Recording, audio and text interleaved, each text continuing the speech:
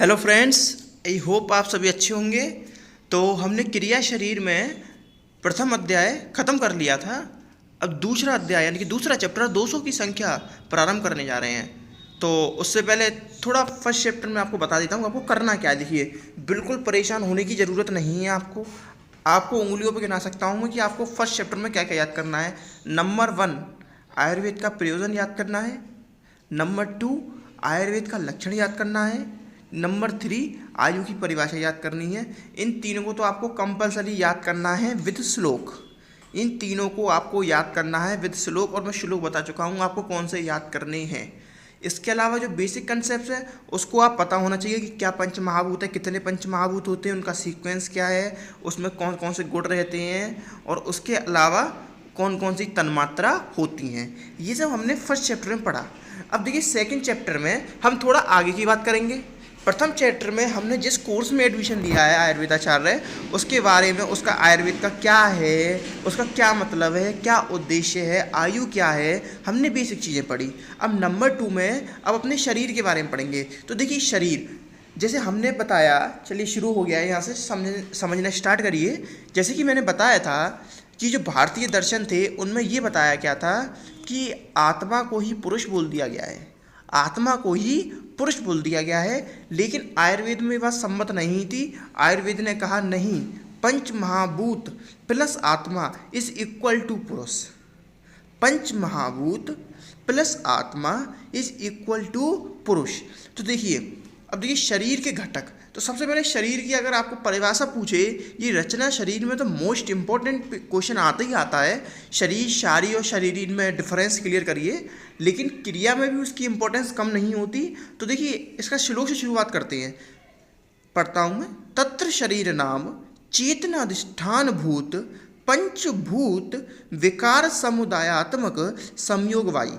एक एक लाइन का मतलब, एक एक वर्ड का मतलब समझेंगे। जो आपको समझ में नहीं है आप कमेंट सेक्शन में पूछ सकते हैं, बाकी मैं दो बार बता दूंगा इसका मतलब।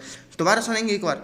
तत्र शरीर नाम चेतनाधिष्ठान भूत पंच महाभूत विकार समुदायात्मक संयोग वाई।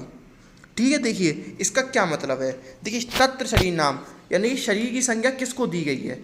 चेतना अधिष्ठान भूत, जिसमें चेतना का, आत्मा का वास हो। पंचभूत विकार यानी कि देखिए, कोई भी चीज़ अगर बैलेंस्ड कंडीशन में है तो वो किसी चीज़ की उत्पत्ति नहीं कर सकती। अगर रोग बैलेंस्ड कंडीशन में है तो मैंने बताया था कभी भी उससे व्याधियों की उत्पत्ति नहीं होगी। मैंने बताया अगर बात पित्त का बैलेंस्ड कंडीशन में है तो क्या वो कभी व्याधियों की उत्पत्ति कर पाएंगे, डिसीज़ की उत्पत्ति कर पाएंगे? नहीं कर पाएंगे।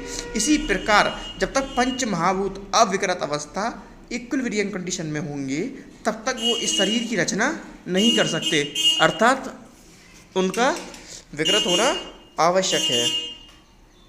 सॉरी, क्या हॉर्न वगैरह आ जाती है।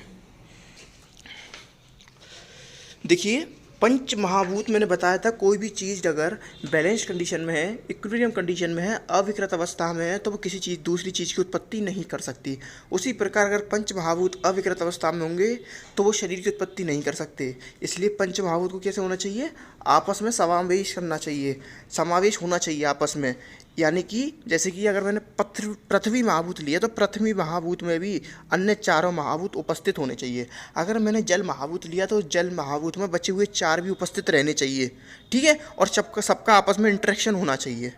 अब देखिए बुक में क्या लिख रहा है, देखिए, पंच महाभूत अविकृत अवस्था में अर्थात प्रत्येक पृथक पृथक रहते हुए सृष्टि की उत्पत्ति का कारण नहीं हो सकते। सेम लाइन, इसको मैंने आपको डिटेल में समझा दिया।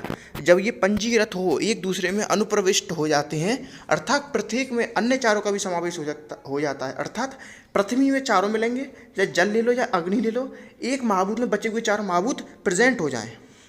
ठीक है, अतः शरीर की परिभाषा में ये और बढ़ गया कि उसमें क्रियाएं संयोग वाहियों, अर्थात जो भी कारण बताए मैंने, जो भी कारण बताए, ये सम्यक प्रकार से अगर उपस्थित हैं तो सारी क्रियाएं सम्यक प्रकार से होंगी, तभी शरीर की उत्पत्ति होगी। मॉडर्न के अनुसार बोलें तो स्पर्म और ओवम का फैलोपियन ट्यूब में एम्पुला पे मिलना जरूरी है। अगर वो और कहीं मिलेंगे, यूट्रस में मिलेंगे या इन्फंडिबुलम रीजन में मिलेंगे, तो फर्टिलाइजेशन के चांसेस कम हो जाएंगे या नहीं होगा। क्यों? क्योंकि सारी प्रोसेस का सम्यक यानी कि प्रॉपरली होना कंपलसरी है। उसी प्रकार आयुर्वेद में भी बताया गया है कि सम्यक फैक्टरों का सम्यक प्रकार से मिलना ही शरीर की उत्पत्ति का कारण बनता है। तो शरीर की डेफिनेशन आपको याद हो गई। तत्र शरीर नाम चेतनाधिष्ठान भूत पंचभूत विकार समुदायात्मक संयोगवाई। देखिए मैं जान के धीरे धीरे पढ़ता हूँ जिससे आपको एक एक वर्ड का मतलब क्लियर हो। ठीक है, आप भी 3-4 बार पढ़ेंगे आपको खुद याद हो जाएगा। देखिए दोबारा समझते हैं श्लोक को। अब श्लोक पढ़ पढ़ के एक एक वर्ड का मतलब समझेंगे। तत्र शरीर नाम, क्या चीज़ है शरीर? तत्र शरीर नाम, उसका नाम शरीर है। चेतना अधिष्ठान भूत, जिसमें चेतना अधिष्ठान मतलब घर हो, जिसका चेतना का घर यानी कि शरीर। पंचभूत विकार यानी कि जो पंचभूत हैं वो अनबैलेंस्ड कंडीशन में हो। समुदायात्मक, समुदाय यानी कि इकट्ठा हो जाना। और संयोगवाई के प्रकार से, संयोगवाई यानी कि प्रॉपर फॉर्मेट में। तब क्या होगा? तब जाके शरीर की उत्पत्ति होगी। ठीक है, आई होप आपको यहाँ तक समझ में आ गया होगा इसकी डेफिनेशन। मैंने अपनी तरफ से पूरी कोशिश करी। बाकी आपको किसी भी वर्ड का मतलब समझ में नहीं आया तो आप कमेंट बॉक्स में पूछिए। और आपको वीडियोस अच्छी लगती हैं तो अपने फ्रेंड सर्कल में, अपने जूनियर्स को, अपने कॉलेज में शेयर करें वीडियोस को और देखें। बाकी हम रचना भी शुरू करेंगे, सब चीज़ शुरू करेंगे, सब चीज़ ख़त्म भी करेंगे। आप बेफिक्र रहिए। और अपना क्रैश कोर्स भी स्टार्ट होगा जल्दी। तो जब तक के लिए देखते रहिए बिंग डॉक्टर शशांक अग्रवाल के साथ। चलिए आगे देखते हैं क्या कह रहा है। शरीर की परिभाषा इस प्रकार कह सकते हैं कि जिसमें पंच महाभूतों का विकार समूह। विकार समूह का मतलब क्या है? यानी कि एक के अंदर बचे हुए चारों भी उपस्थित हो और सब में इंट्रैक्शन हो रहा हो। ठीक है, आत्मा का वास हो। भाई देखो क्या कहते हैं, शरीर की उत्पत्ति कब होगी? अगर आपको क्या कहते हैं, हम षड धातुष पुरुष, द्वय धातुष पुरुष ये सब पढ़ेंगे। तो जब षड धातुष पुरुष पढ़ेंगे तो उसमें क्या होता है? पंच महाभूत प्लस आत्मा। आत्मा को चेतना बोला गया, इतना तो श्योर है। ठीक है, इतना तो मान लीजिए आत्मा और चेतना एक ही बात है। हाँ, चेतना पुरुष नहीं है। कुछ आयुर्वेद के हिसाब से, भारतीय दर्शन के हिसाब से चेतना ही पुरुष है, लेकिन आयुर्वेद के हिसाब से चेतना पुरुष नहीं है। देखिए ये कंपैरेटिव स्टडी में इसलिए कर रहा हूँ जिससे आपको प्रॉब्लम ना हो। ठीक है, या फर्स्ट चैप्टर हो या सेकंड हो, मैं कोशिश करूँगा कंपैरेटिव स्टडी करवाने की, जिससे आपको चीज़ें समराइज होती चलें। ठीक है, तो देखिए नंबर 1 पंच महाभूतों का विकार समूह।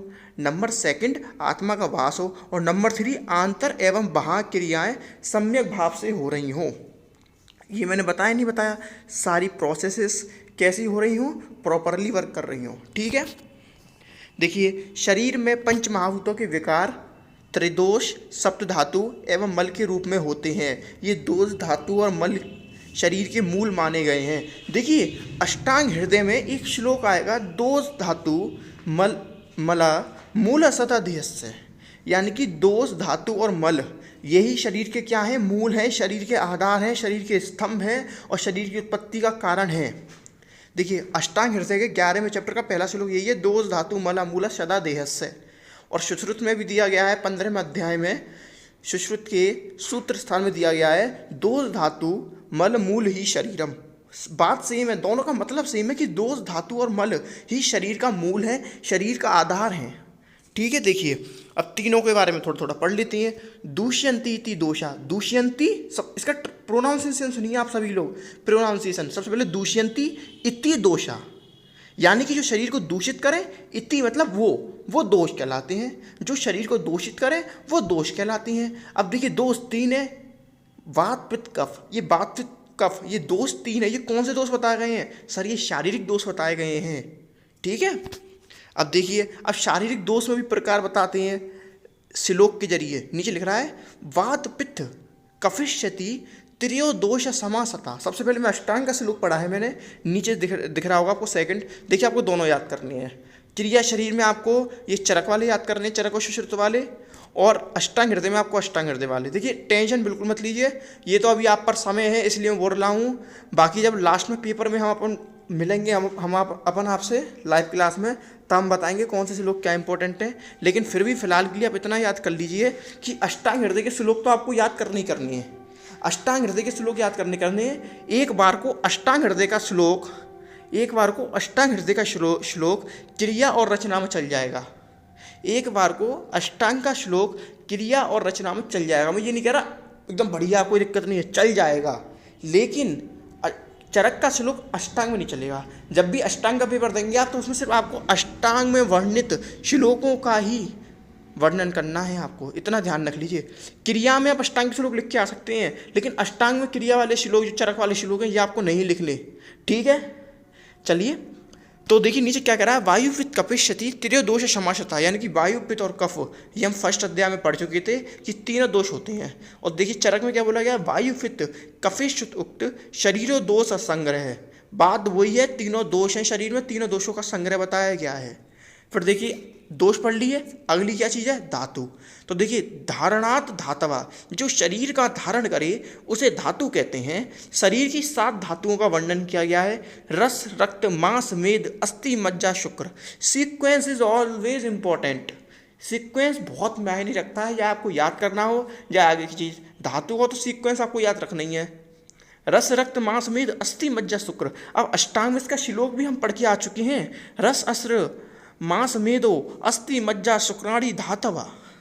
ठीक है, अब मल के बारे में पढ़ते हैं। मलिनीकरणा मला, जो शरीर को मलिन करे, गंदा करे, उसी को क्या बोला गया है, मल बोला है। मल 3 है, मूत्र पुरीश स्वेद। मूत्र मतलब यूरिन, पुरीश मतलब एक्सक्रीटरी मैटर, स्वेद मतलब स्वेट। ठीक है, यहाँ तक हमने पढ़ लिया। चलिए इसके बाद हम नेक्स्ट क्लास में पढ़ेंगे। ठीक है, चलिए जब तक के लिए ख्याल रखें, पढ़ते रहें और देखते रहें बिंग डॉक्टर शशांक अग्रवाल के साथ। Bye bye friends, take care.